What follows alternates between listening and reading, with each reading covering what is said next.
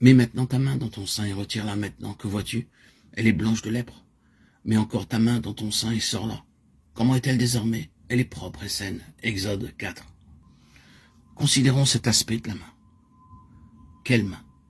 Cette main qui avait mis à mort l'Égyptien, cette main tachée par le sang, cette main de la force naturelle, cette main de l'autosuffisance, cette main qui représentait l'ancien Moïse et son échec. L'échec de l'énergie et de la conduite de sa propre volonté. Mais cette main à l'intérieur de ce qui est en toi même, Moïse. Vous pensez que c'est ce qui est naturel qui peut saisir la verge donnée par Dieu?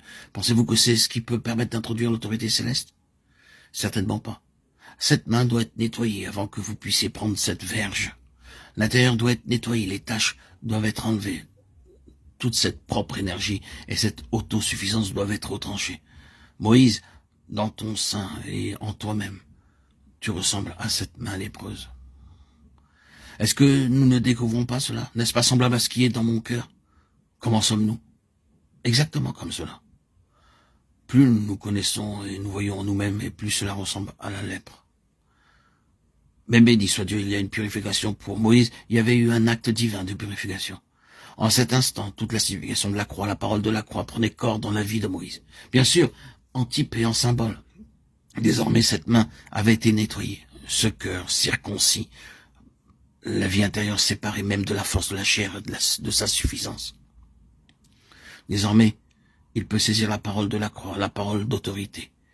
Il doit en être ainsi. Nous n'avons aucun pouvoir dans le domaine des dieux des Égyptiens, de ces forces spirituelles qui sont agissantes dans ce monde. Nous n'avons aucune autorité dans ce royaume, aucun espoir d'être tout puissant contre cette force.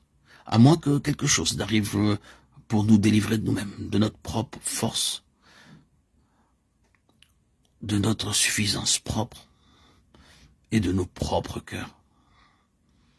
Après cela, il y a eu cette période si importante que je n'ose la traiter en ce moment.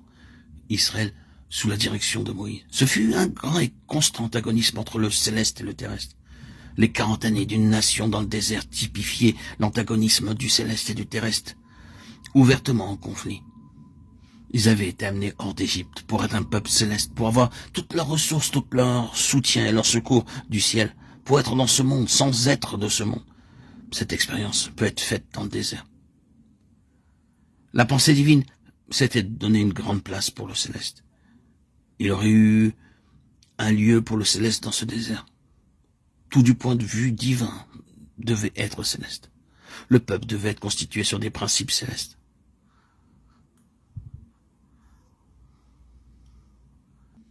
Moïse, sur la montagne, recevait ces principes célestes pour constituer cette nation.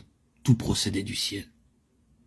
Toute leur relation avec Dieu dans le désert, centrée sur le tabernacle, était issue du ciel. C'était le modèle montré sur la montagne.